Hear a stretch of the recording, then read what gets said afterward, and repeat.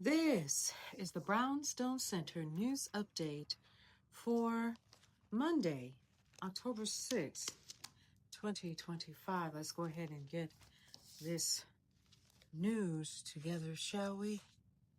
All right, let's go. OpenAI announced a multi-million-dollar or billion-dollar deal with Advanced Micro Devices built data centers that will operate on AMD processors, sending AMD's stock soaring today. The AI startup has committed to buying 6 gigawatts worth of the chips starting next year, potentially taking a 10% stake in AMD if it hits certain milestones. Now, the partnership is perhaps the biggest challenge yet to AMD rival NVIDIA and their dominance of the AI chip-making industry, according to the Wall Street Journal. NVIDIA recently revealed plans to invest $100 billion in OpenAI over the next 10 years. Former PayPal chief Dan Schulman is taking the reins at Verizon effective immediately, the telecom company said today. Schulman replaces Hans Vestberg, who has been Verizon's CEO since 2018 and will remain on the company's board of directors through its 2026 annual meeting.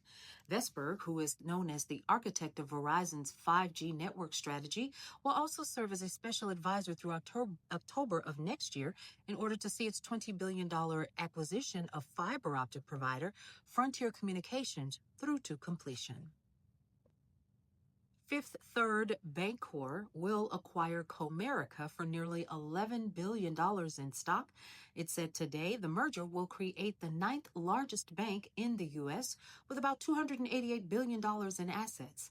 Fifth Third has roughly 1,100 branches across the South and Midwest, while Comerica has more than 350 in fast-growing areas such as Texas, Arizona, and Florida. Many regional banks, including most recently PNC and First Bank, are looking to consolidate to protect themselves after the industry's crisis in 2023. Brownstone Living Magazine's Walktober 2025 is officially here, and it's your month to move, breathe, and live well. Here's what we're going to be doing beginning today. We're going to start moving together, living well, and making it a habit. Whether it's 10 minutes, 10 miles, every step counts towards your health. And we're going to be sharing ways that you can do that over at Brownstone Living on Meta. And also on the daily newsletter, you'll be able to receive information on how many steps to take each day. Greta Thunberg is among 171 activists that have been deported from Israel back to Greece and Slovakia after being detained during an attempt to break the naval blockade of Gaza. In Athens, she was welcomed by cheering crowds and sharply criticized global inaction, accusing Israel of genocide. There are allegations of mistreatment while she was detained. She and other activists have accused Israeli forces of mistreatment. Claims include dehydration, inadequate food and water, unsanitary and bedbug-infested conditions, and being forced to pose with flags. Israel denies these allegations, calling them brazen lies and maintaining that detainees' rights were respected. After release, Thunberg pivoted her messages to emphasize what she calls systematic injustices in Gaza, saying, "I will never comprehend how humans can be so evil." Swedish Prime Minister Ulf Kristersson criticized her participation in the flotilla as unwise, though he said claims of mistreatment were being taken seriously. Here are some key developments in Portland and in Oregon overall. The Pentagon is deploying about 200 California National Guard troops to Portland to assist ICE and federal agents after a judge temporarily blocked sending Oregon's own Guard troops. ICE published a controversial video showing a cuffed Portland protester being transported face down on a flatbed cart captioned, "Refuse to walk, we'll give you a ride."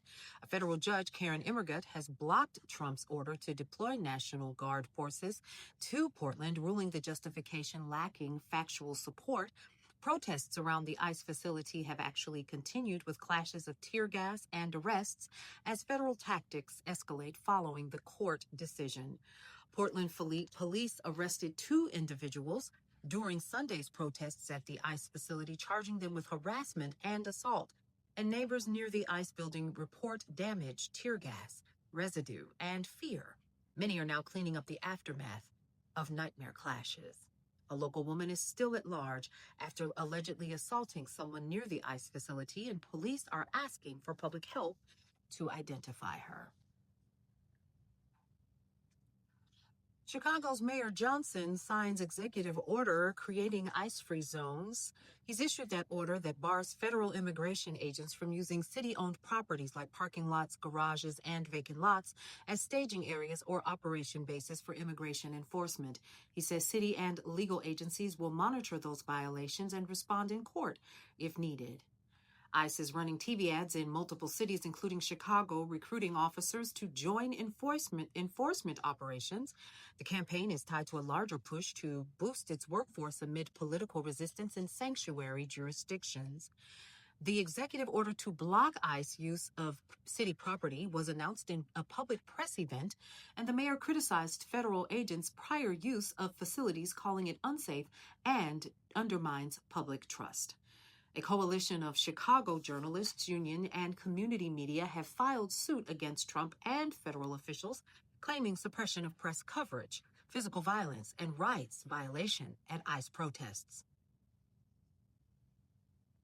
For more news and information that you can use, head over to brownstoneworldwide.com. Check out Cityscape Radio for sounds you'll remember and podcasts you'll enjoy. And don't forget Brownstone Living magazine drops today. We'll see you around.